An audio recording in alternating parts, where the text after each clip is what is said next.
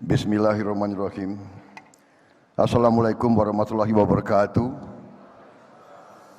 Selamat sore, salam sejahtera bagi kita sekalian. Shalom, Om Swastiastu, Namo Buddhaya, salam kebajikan, Rahayu. Yang saya hormati dan yang saya banggakan, Ketua Penyelenggara BNI Investor Daily Summit 2024, Saudara Enggar Tiasto Lukita, Menteri Perdagangan Republik Indonesia tahun 2016 sampai 2019, yang saya hormati dan saya banggakan, Ketua Dewan Pertimbangan Presiden Republik Indonesia Jenderal TNI Purnawirawan Wiranto, Wakil Ketua Majelis Permusyawaratan Rakyat Bapak Edi Suparno, Wakil Ketua BPK Bapak Hendra Susanto, beserta anggota BPK, anggota 1 BPK Bapak Nyoman Adi yang saya hormati, Menteri BUMN Bapak Erick Thohir yang saya hormati. Sebetulnya lebih muda dari saya, jadi nggak usah Bapak, Dimas atau apa. Menteri Hukum dan HAM Saudara Supratman Andi Aktas, Menteri ATR BPN Saudara Agus Harimurti Yudhoyono,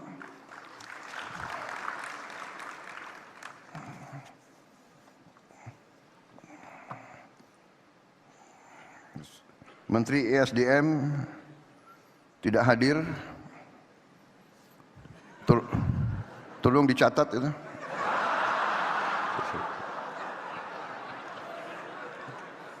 Menteri Investasi Saudara Rosan Roslani tidak hadir, catat lagi tuh. Gimana tim sukses nggak hadir ini?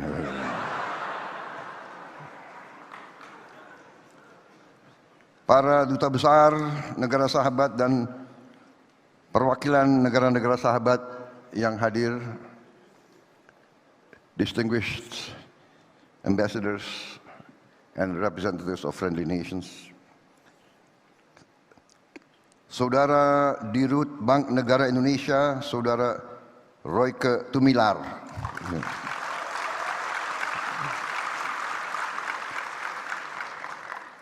seluruh hadirin peserta BNI Investor Daily Summit 2024 yang saya hormati dan saya banggakan. Saudara-saudara, terima kasih atas kehormatan diberikan kepada saya diundang pada acara ini. Ini kehormatan, walaupun undangan kemarin diberikan kepada saya oleh Pak Enggar secara mendadak. Baru tadi malam saya diundang. Tapi bukan salah beliau, biasa dalam kondisi sekarang agak sibuk sehingga mungkin undangan tertulis, saking banyaknya undangan mungkin tidak saya perhatikan. Tapi untung takdir menghendaki saya hadir. Saya kebetulan ketemu beliau di restoran. Kemudian beliau ingatkan, besok hadir enggak? Ada acara apa? Ya kan? BNI Investor apa? BNI. Waduh, berat kalau saya enggak hadir acara BNI. Gitu. Ya kan? Ngeri saya, kualat, ya kan? Malam-malam saya dibangunin nanti kan, ya kan? Jadi BNI memang ada sedikit, bukan sedikit, tapi ada hubungan emosional dengan keluarga saya karena itu adalah kebanggaan keluarga kami, karena Pak Margono lah yang menerima perintah dari Bung Karno untuk membuka bank milik rakyat Indonesia yang pertama. yaitu BNI.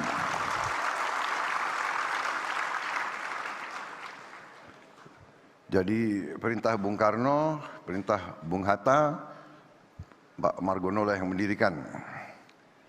Dan juga dalam kisah keluarga, waktu Belanda menyerang Jogja tahun 48, Pak Margono ditangkap oleh Belanda di kantor BNI di Jogja waktu itu.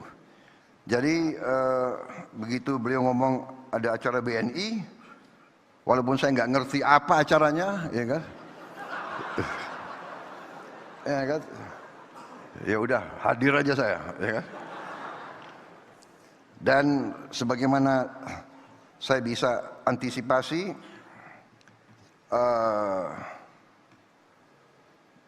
memang acara ini adalah acara tentunya tentang ekonomi. BNI dengan mitra-mitranya, para investor, para pelaku ekonomi, apalagi ada Pak Enggar di situ, ya, sehingga saya diminta sedikit memberi pemikiran atau visi saya ke depan. Sebetulnya visi saya ke depan ini sudah sangat sering disebarluaskan, sudah ada buku, sudah ada program, sudah tertulis, sudah disebarkan di mana-mana.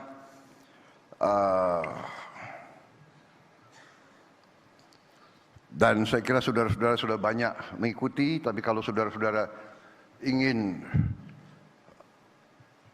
suatu konfirmasi atau suatu rekonfirmasi atau katakanlah suatu penjelasan lagi, dengan sangat gembira saya akan menggariskan secara garis besar saja, tidak terlalu detail. Saya yakin saudara di ujung hari ini begitu banyak mendengarkan pembicaraan, sudah cukup lelah, ya kan? Kita mengerti bahwa pelajaran psikologi, orang mendengarkan itu sebetulnya cukup berat. Kemampuan orang menerima keterangan itu katanya terbatas. Span of attention kurang lebih 40 menit. Kemudian daya serap manusia untuk menerima keterangan baru maksimal 7-8. Karena itu saya batasi pembicaraan saya, ya. Saya harap tidak terlalu lama. Tapi saya mohon izin saya minum kopi dulu. Saya bisa jadi brand ambassador kopi Indonesia. Ya.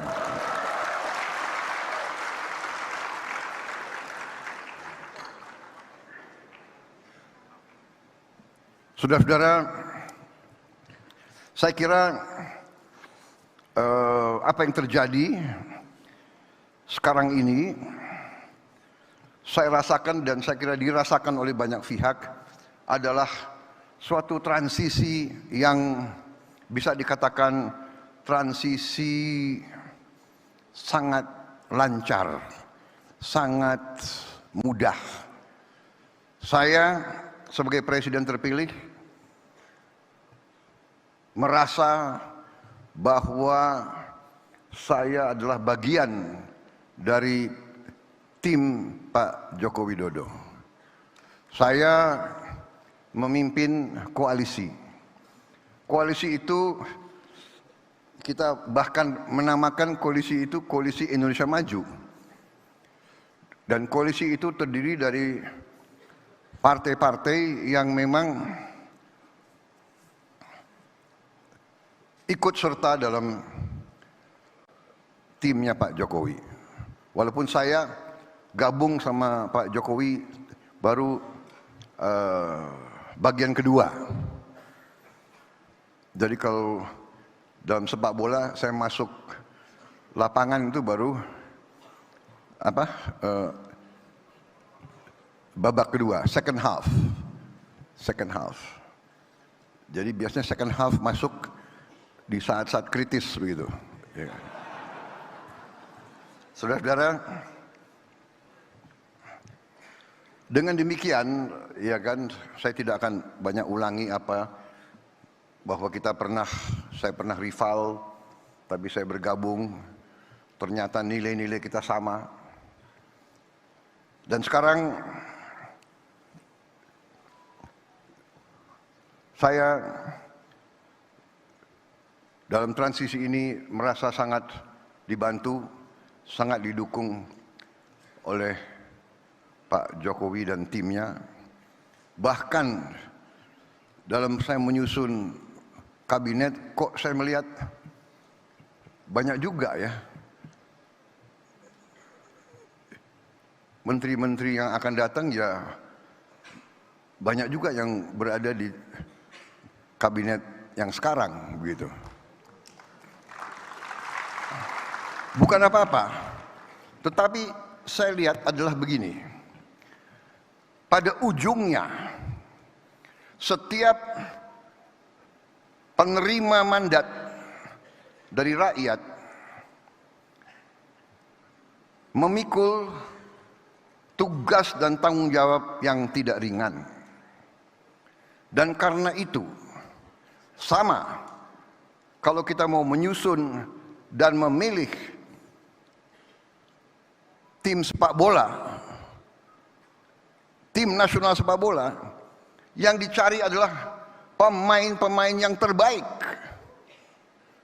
Kita tidak memikirkan orang tuanya siapa, agamanya apa, sukunya apa, rasnya apa, dia mampu atau tidak, dia bisa atau tidak, dia berjuang atau tidak, mampu nggak dia deliver, mampu nggak dia berbuat yang terbaik untuk bangsa dan rakyat. Nah, itu yang kita cari. Dan Pak Jokowi demikian, mencari yang terbaik, saya pun demikian. Dan kalau kebetulan orangnya masih bagus, pasti kita akan minta untuk ikut lagi. Dan saudara-saudara, untuk masuk ke pemerintahan di Indonesia itu menuntut pengorbanan. Pengorbanan. Karena itu saya kira satu, transisi baik. Kedua, kita dalam rangka pembangunan suatu bangsa, kita sadar bahwa pembangunan suatu bangsa, transformasi suatu bangsa dari bangsa katakanlah tingkat menengah, dari bangsa yang keluar dari penjajahan, keluar dari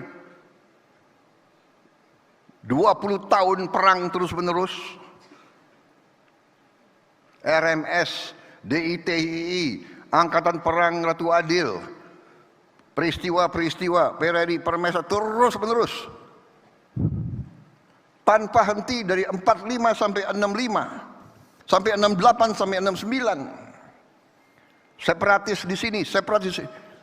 Kita sekarang adalah negara yang masih utuh, negara dengan ekonomi ke-16 di dunia, negara dengan tingkat inflasi salah satu yang terendah di dunia, negara dengan pertumbuhan yang masih cukup baik dibandingkan dengan negara-negara lain, suatu negara yang keluar dari krisis COVID, salah satu yang tercepat dan dinilai salah satu yang terbaik keluarnya dari peristiwa COVID. Kita sering kurang bersyukur, kurang terima kasih, kurang menghargai apa yang kita capai sendiri. Ini kita harus koreksi diri kita sendiri. Kalau kita lihat negara-negara lain, rasio hutang terhadap GDP mereka sesudah COVID naik belasan bahkan puluhan persen. Negara-negara hebat seperti Perancis, debt to GDP ratio-nya loncat. Sekarang berada di 110%. Nggak tahu kapan mereka akan bayar hutang mereka itu.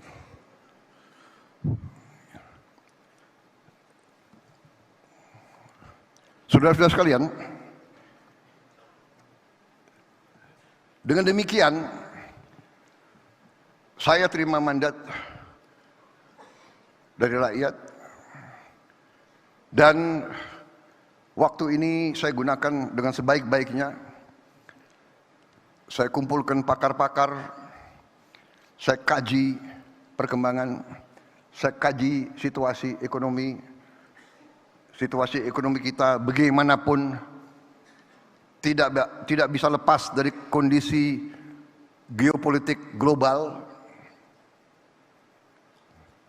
Kita sadar semua di sini betapa kita berada dalam suasana yang sangat penuh dengan kecemasan. Terjadi perang-perang besar dengan risiko yang sangat besar. Di Eropa, perang Ukraina, di Timur Tengah, perang di Gaza, meluas ke Lebanon, mungkin meluas lagi ke Iran.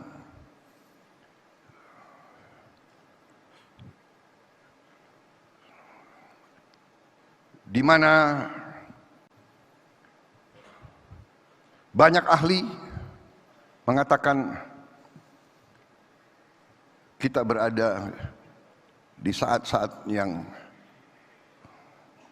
penuh ketegangan.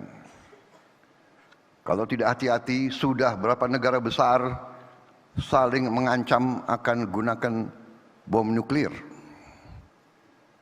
Saudara-saudara sekalian, di kawasan kita pun ketegangan, di Taiwan ketegangan antara Cina dan Jepang, ketegangan di Laut Cina Selatan. Di tengah ini semua kita bersyukur Indonesia menikmati keadaan damai. Keadaan damai ini tidak mudah. Tidak mudah. Tidak mungkin ada perdamaian tanpa persatuan. Saya baru dapat pelajaran, unity brings harmony. Harmony brings equilibrium. Equilibrium brings peace. Only with peace we can have prosperity. Ini pelajaran dari sejarah. Kemakmuran hanya bisa datang dengan perdamaian, peace.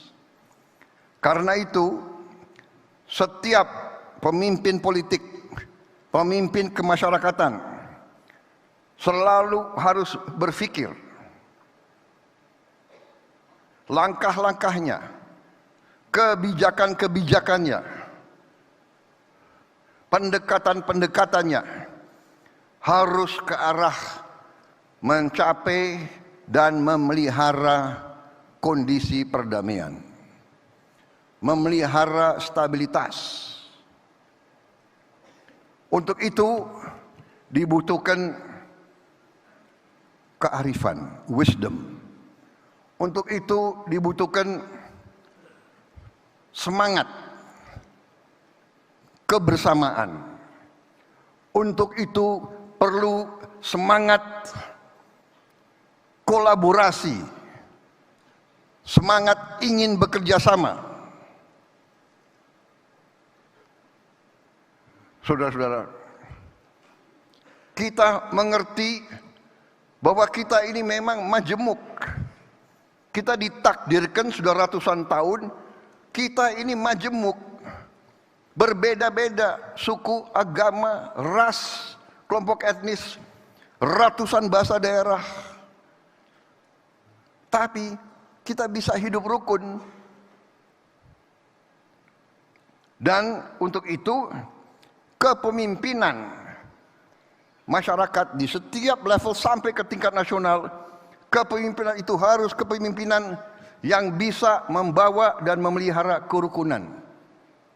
Dan untuk itu saya mengambil sikap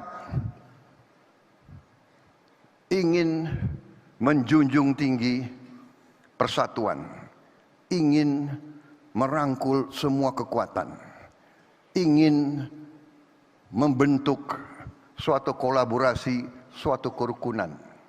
Dan saudara-saudara, sebagai pengusaha, sebagai pedagang, saudara-saudara yang paling mengerti, paling merasakan bahwa hanya dengan perdamaian, hanya dengan suasana sejuk, hanya dengan kerukunan, ada iklim di mana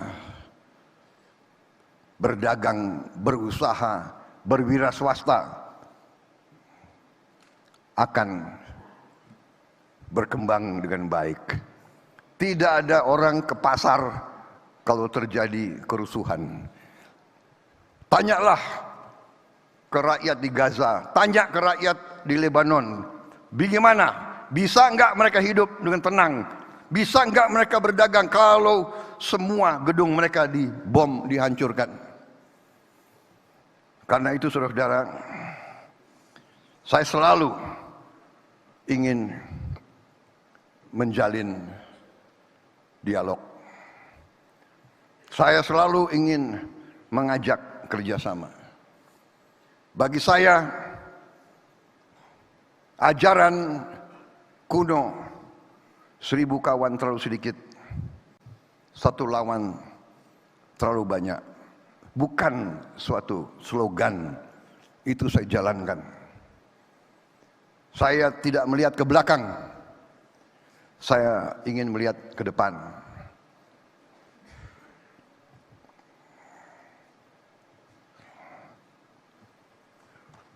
Bagi saya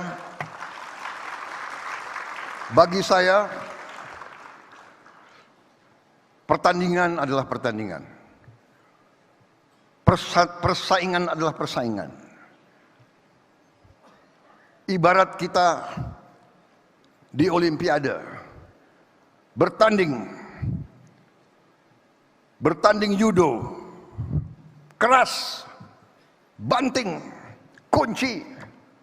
Begitu selesai, ada yang dinyatakan menang, yang kalah hormat, memberi tangan, bersahabat lagi. Saudara-saudara sekalian, ini jangan hanya di lapangan olahraga, saudara-saudara. Ini harus di lapangan sehari-hari. Ini harus menjadi budaya politik kita. Bersaing, berbeda, bertanding. Begitu selesai, bekerja sama untuk rakyat Indonesia.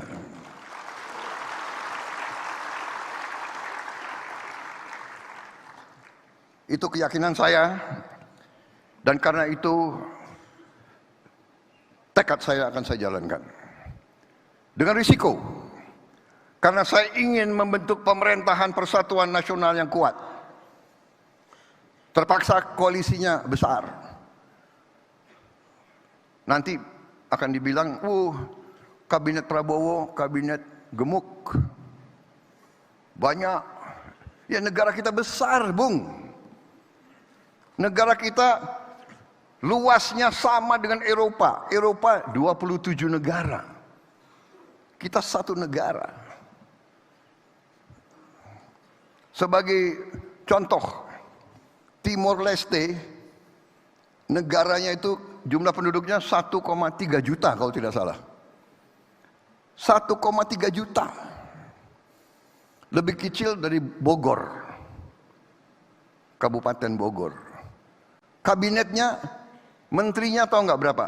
28 menteri. Kenapa? Karena di koalisi juga. Kalau kita negara otoriter, ya kan, hanya 1 partai, ya bisa jalankan negara ini hanya dengan 20 menteri, 24 menteri. Tapi saya harus merangkul semua kelompok, harus ada perwakilan. Harus ada perwakilan dari Indonesia Timur, Indonesia Barat, Indonesia Tengah, dari suku A, suku B. Harus ini Indonesia.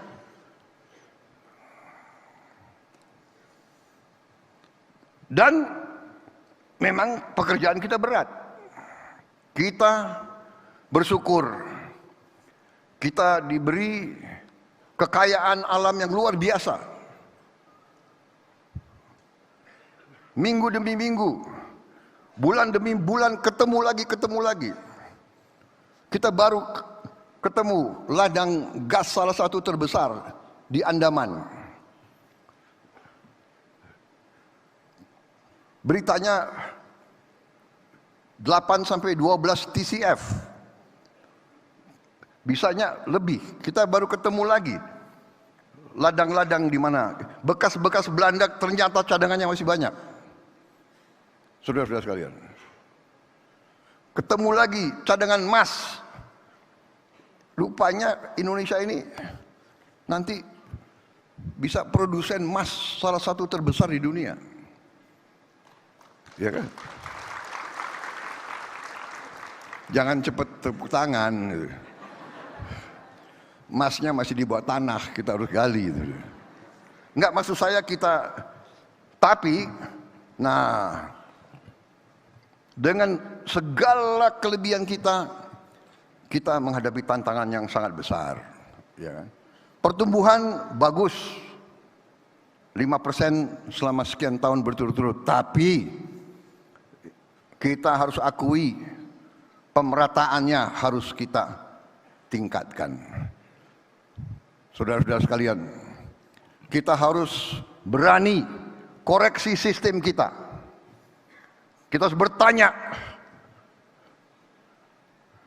Kita harus bertanya bagaimana caranya kekayaan bangsa Indonesia harus bisa dinikmati oleh seluruh rakyat Indonesia. Tidak hanya segelintir orang saja. Kita tidak bisa mengandalkan trickle down economics. Terlalu lambat. Presiden Jokowi sudah memberi contoh intervensi. Intervensi untuk menyelamatkan yang paling lemah bukan salah. Karena itulah kita berhasil menekan dan mempertahankan inflasi sampai di sini. Saudara harus tahu, ini bukan teori buku. Mungkin ini teori di luar buku, nggak ada di buku. Itu pun suatu kelebihan Pak Jokowi, pernah jadi wali kota. Dia belajar mengendalikan inflasi dari waktu dia wali kota. Sekarang Menteri Dalam Negeri mimpin rapat tiap minggu masalah inflasi.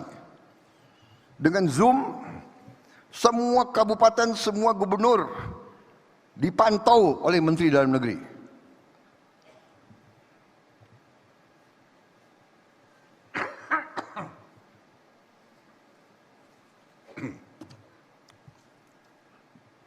Mungkin satu-satunya negara di dunia, Menteri Dalam Negeri rapat tiap minggu dengan bupati, wali kota, gubernur mengecek harga sembako.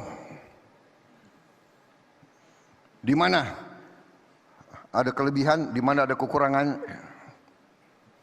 Ini harus kita akui, ekonomi bukan hit and run, bukan bukan sesuatu yang kita serahkan kepada keberuntungan. Ini adalah manajemen yang prudent, manajemen yang teliti, manajemen yang hati-hati. Saudara-saudara, kita harus berani koreksi diri. Sistem kita masih terlalu banyak kebocoran. Korupsi harus kita hadapi dengan berani. Untuk itu kita harus menghadapinya dengan sistem integralistik, sistem menyeluruh.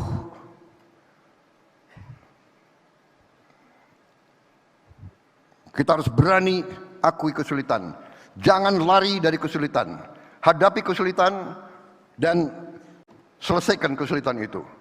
Cari otak-otak terbaik bangsa ini, the best brains and the best heart of our country. Otak terbaik dan hati terbaik. Otak hebat, hati busuk, berbahaya. Itu korupsinya lebih pintar lagi gitu. The best brains, the best heart. Kita perbaiki. Yang kurang kita perbaiki. Kita perbaiki bangsa ini dengan solusi yang kita cari. Kebijakan yang kita cari. Ada stunting, ada kelaparan, apa tindakan kita? Tidak usah lagi apa itu FGD apa itu? Fokus apa? Focus group discussion. It's too late. We don't need to discuss. Look for solution. Carry out the solution.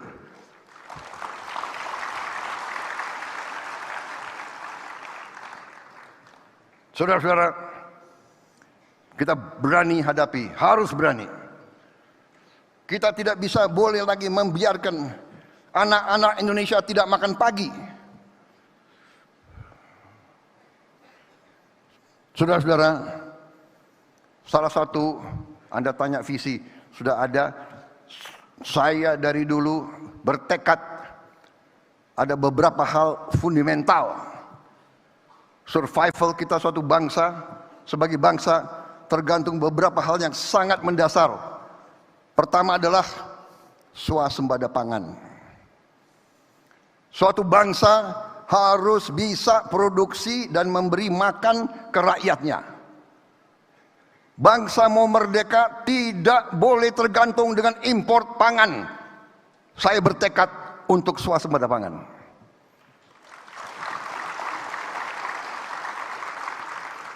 Saya yakin saya benar. Sejarah membuktikan bahwa sikap saya benar. Dari sejak awal saya ingatkan, kalau kita tergantung import, kalau terjadi krisis, bagaimana? Ternyata terjadi krisis COVID. Negara-negara eksportir pangan hentikan ekspornya. India, Vietnam, Thailand, Kamboja. Saudara-saudara, tidak ada pilihan. Kita harus swasembada pangan, dan saya yakin dan percaya kita akan swasembada pangan paling lambat 4 tahun setelah saya menerima mandat 20 Oktober.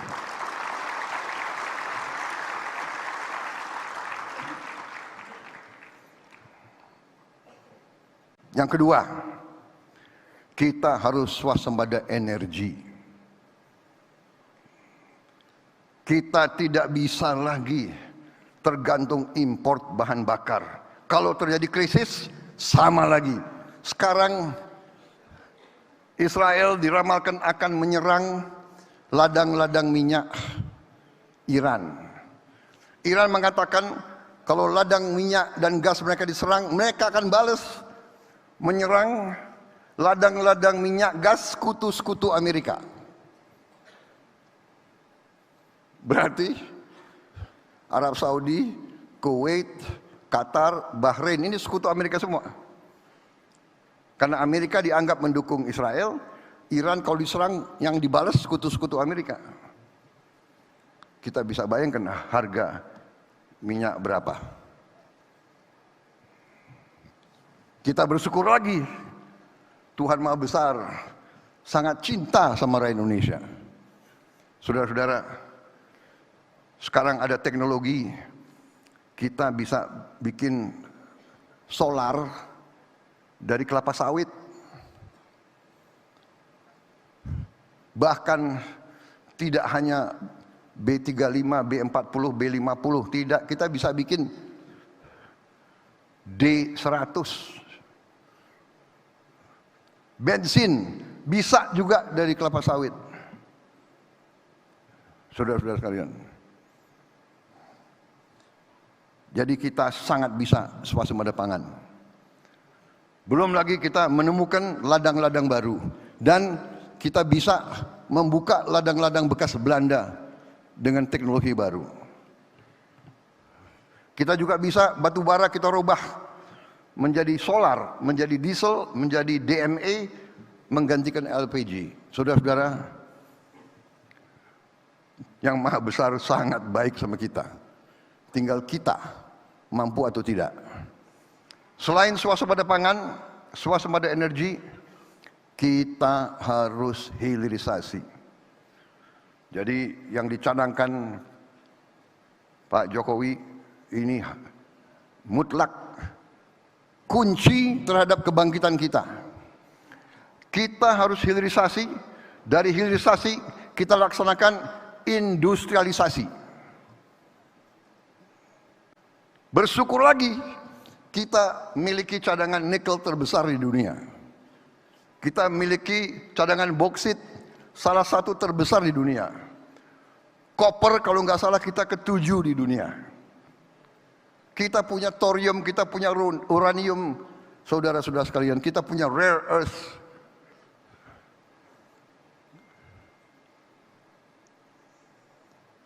Ada pihak-pihak yang selalu entah pesimistis atau memang sengaja tidak suka kalau Indonesia bangkit. Ya. Jadi saudara-saudara, dari itu semua, swasembada pangan, swasembada energi, hilirisasi, salah satu tugas di depan kita adalah menyelamatkan anak-anak kita. Kita akan beri makan bergizi kepada semua anak-anak kita dan ibu-ibu yang sedang hamil. Dan ini sudah kita pelajari, sudah siap, akan kita lancarkan, dan sekarang sudah ratusan uji coba, sudah ratusan titik uji coba. Dan alhamdulillah uji cobanya sebagian besar sukses. Dan alhamdulillah sekarang inisiatif, ada perusahaan saya akan beri di daerah saya akan beri ke karyawan saya akan beri anak-anak karyawan saya. Ada kepala daerah, saya akan pakai APBD untuk sebagian. Silakan. Mari kita masing-masing berbuat untuk menyelamatkan masa depan anak-anak kita. Jadi saudara-saudara, kalau saya rangkum, produksi pangan, produksi energi, hilirisasi. Hilirisasi untuk nilai tambah, hilirisasi untuk lapangan kerja, hilirisasi untuk menyelamatkan devisa kita.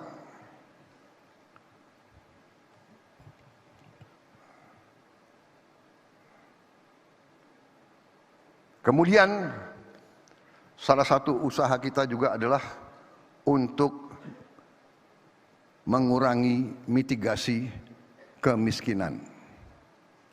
Sekarang banyak subsidi kita setelah dikaji kurang dinikmati lapisan paling bawah.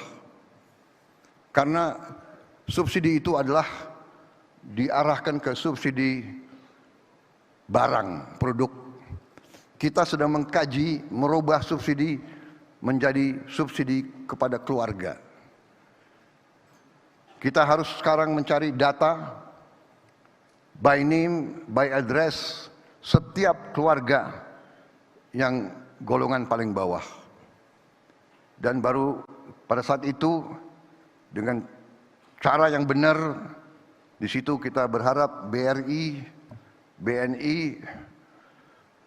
Pos Indonesia, PLN dengan semua jaringannya sampai ke desa bisa membantu melancarkan pengiriman subsidi itu langsung ke keluarga yang miskin. Saudara-saudara, saya kira secara garis besar itu strategi saya. Saya percaya swasembada pangan, swasembada energi, hilirisasi, makan untuk anak-anak, kemudian mitigasi kemiskinan segera. Kemudian dengan program-program itu semua, para pakar ekonomi menghitung. Sebagai contoh, kalau kita insya Allah berhasil, dan saya yakin kita berhasil, mencakup pemberian makan bergizi untuk anak-anak kita, artinya ada uang beredar di setiap desa, setiap hari. Artinya telur, sayur, pangan, buah,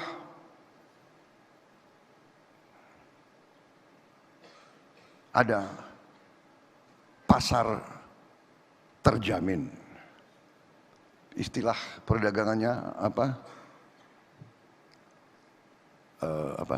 Pasar yang terjamin. Ya. Gimana istilah bisnisnya apa itu? Market, captive market. Captive market, semua produksi di desa kecamatan akan terserap. Kemarin kita dengar di Kabupaten A kelebihan telur. Kita dengar panen di Jawa Barat, mangga yang terbagus tidak bisa dijual karena nggak ada kendaraan mengangkatnya dari desa itu. Di satu desa, di satu kabupaten, cabai harganya tak terkendali. Di satu desa, cabai tidak bisa terbeli. Dan sebagainya, dan sebagainya. Sekarang kita sangat optimis bahwa apa yang dihasilkan semua petani kita di seluruh kecamatan sudah ada captive market. Sudah ada pasarnya. Terjamin, mereka tahu produksi telur mereka akan dibeli, mereka tahu timun mereka akan dibeli, tomat mereka akan dibeli, cabai mereka akan dibeli, sayur mereka akan dibeli, ikan lelenya akan dibeli, ikan nilanya akan dibeli. Saudara-saudara, jadi saya memang sering diejek, ya kan, Prabowo apa ini 8% pertumbuhan, ya kan, kita dinyinyir, ya nggak apa-apa. Saudara-saudara, saya belajar dari Bung Karno, proklamator. Beliau pernah mengatakan, gantungkanlah cita-citamu setinggi langit. Kalau kau tidak sampai langit, minimal kau jatuh di antara bintang-bintang. Saudara-saudara, saya canangkan 8%. Kalau nggak sampai 8%, ya 7,5. Kalau nggak sampai 7,5, ya 7. Ya kan? Kalau kita puas, kita canangkan 6%, nanti 5,3, ya sudahlah. Ya kan? Saudara-saudara, dari sejak muda saya pinginnya jadi jenderal, bukan kolonel. Jenderal, cita-cita saya. Tapi tidak duduk di bawah pohon, saya minta bintang jatuh ke saya, enggak. Saya bekerja. Saya pingin jadi bintang 4, ya lumayan dapat bintang 3. Ya kan? Ujungnya dapat bintang 4 juga dari Pak Jokowi. Gitu. Jadi saudara-saudara yang muda-muda tak akan lari. Ya. tidak akan lari. Kalau cita-citamu benar, kau bekerja keras, insya Allah. Never give up, never surrender. Saya ajarkan kepada saudara. Jatuh, bangun lagi. Jatuh lagi, bangun lagi. Emangnya ada yang kasihan lu jatuh? Bangkit lagi. Jadi siapa tahu nanti tidak 8%. Kalau 9% gimana? Lu nggak percaya kan? Bener nggak? Tunggu tanggal mainnya.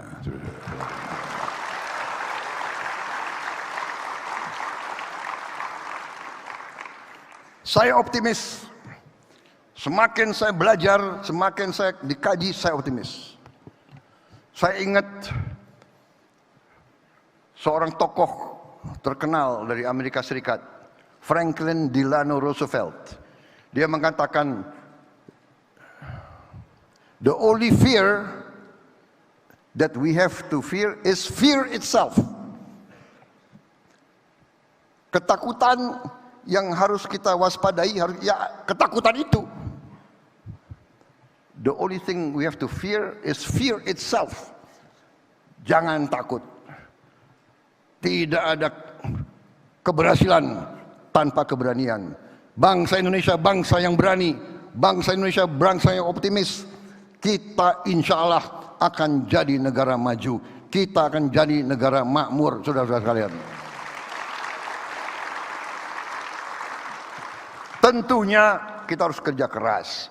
Kita harus benahi organisasi kita, benahi sistem pendidikan kita, merit system. Kita benahi hukum kita, peradilan kita. Salah satu kelemahan kita adalah sistem peradilan kita. Benar, para hakim kita perbaiki kualitas hidupnya. Kita bikin hakim-hakim kita kuat, tegar. Kita beri kepastian siapapun bahwa sistem hukum Indonesia akan jadi bagus. Kita dapat kepastian hukum untuk seluruh rakyat kita. Para investor akan tenang kalau ada kepastian hukum. Saya kira saudara-saudara sekalian, secara garis besar itu yang ingin saya sampaikan. Kekayaan kita banyak, aset-aset negara besar. Sudah saya hitung, kalau kita konsolidasikan semua kekayaan kita dalam manajemen yang baik, mungkin kaget, jangankan orang lain, kita juga kaget betapa kayanya kita. Kuncinya kita harus menjaga kekayaan kita. Kita harus mengurus kekayaan kita. Kita harus dengan prudent, dengan arif. Makanya BUMN, bank-bank, ingat BNI, Bank Perjuangan, semua himbara, uang yang saudara kelola adalah uang rakyat Indonesia. Setiap sen, setiap kredit harus dipertanggungjawabkan.